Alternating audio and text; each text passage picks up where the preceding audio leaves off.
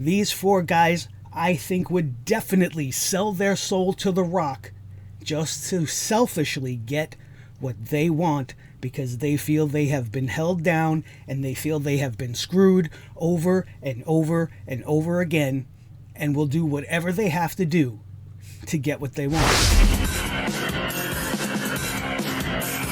The Sledgehammer Wrestling Show.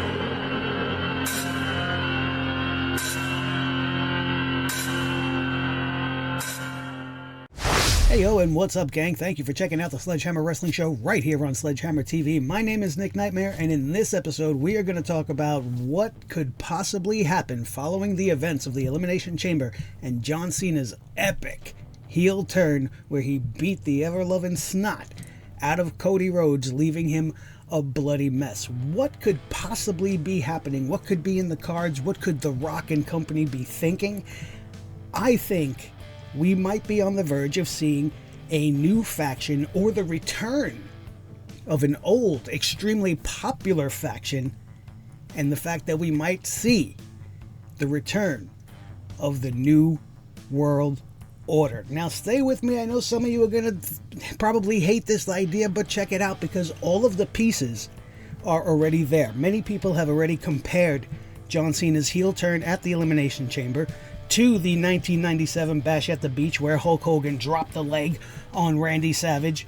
Very similar to the way John Cena kicked Cody Rhodes in the nuts and turned on the world and aligned himself with The Rock. There are so many story beats that they can continue to follow and make this a really fun and epic story going forward.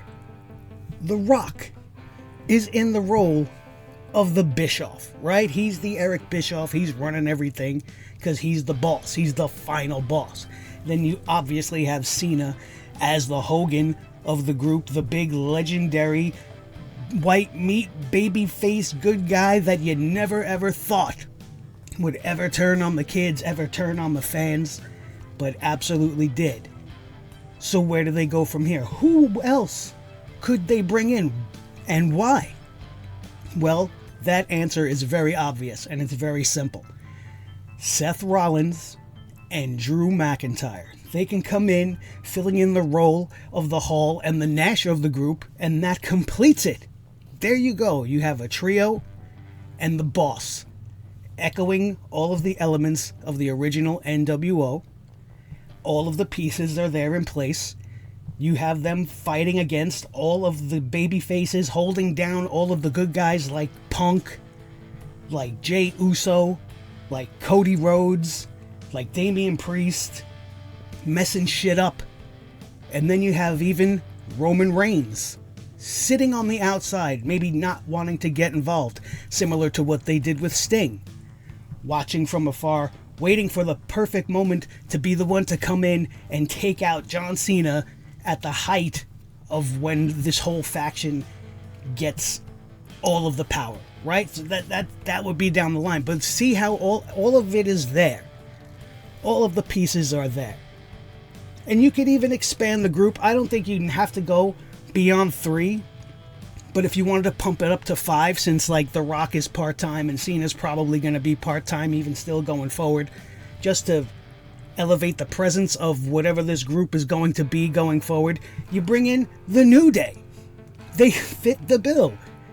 Desperate, disgruntled, main event superstars who feel they are not getting what they deserve.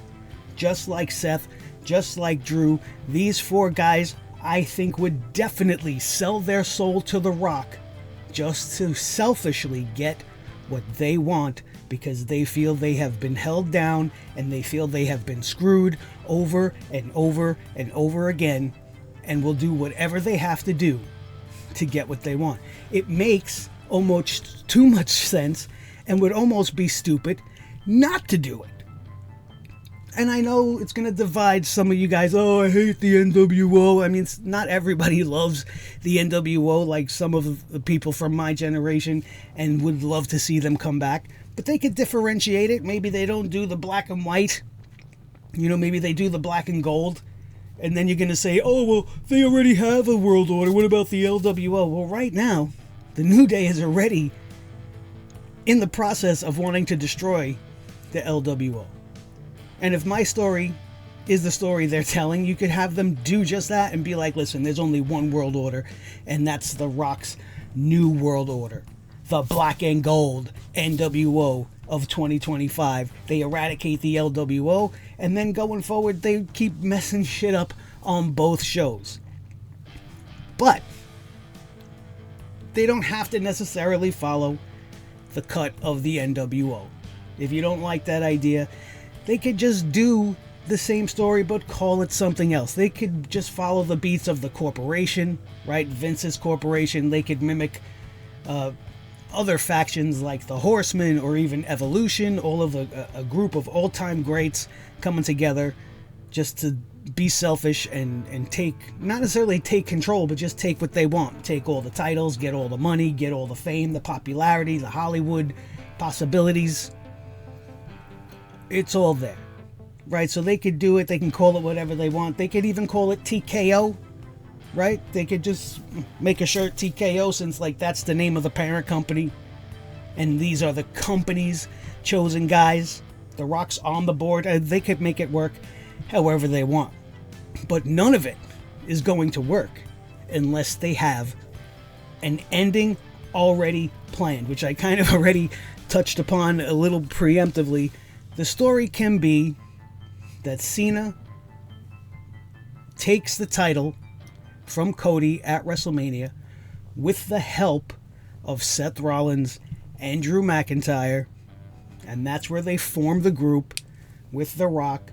And then you have the whole story take place over the course of Cena's planned retirement. Because once Cena's gone, that should and almost has to be the end of the story. This way it doesn't drag on and on and on. It doesn't have to go on for years. It could be short, sweet, concise, and to the point. Right? And I think that it will be a lot of fun if that's what they're going to do. And, you know, one of the worst things about the New World Order and just factions in general is sometimes they just drag on, right? They run on too long. So the key to make this work and to make it not feel like it sucks is to have the whole entire story planned out. And I think that over the course of the next year or however long we're going to have Cena, if The Rock's group, this NWO, as I hope that they do, keeps everybody down, keeps messing with CM Punk, keeps getting in the way of Jey Uso, even to the point where they're holding down guys like Gunther and everybody else on the roster, that's when you have Roman come back, beat John Cena, take the title from him, Roman's back on top. Then you could have Roman versus The Rock at the following year's WrestleMania as the final end point of the storyline. Roman beats Rocky, Rock goes back to the boardroom, the group is disbanded, story complete. It's just a theory that I had. It's something that I thought about. I wanted to put it out there to you guys, and I want to know what you think might happen. Who else do you think might be a better choice than who I put out there? Think about that group for a second if you just look at it. You have The Rock, Cena, Rollins, McIntyre, and The New Day. That's a golden version of an NWO, if you ask me. But what do you think? Make sure you let me know in the comment section down below. Don't forget to leave a like and subscribe and do all the YouTube things that YouTube needs you to do to make sure we get flowing in the algorithm. Don't forget to check out my review of the Elimination Chamber, which I will be leaving here or there, and check out anything else you like on the screen. And thank you so much for joining me on this little extra video where we talk about the possibility of what could be going forward. NWO or no? We'll see you next time.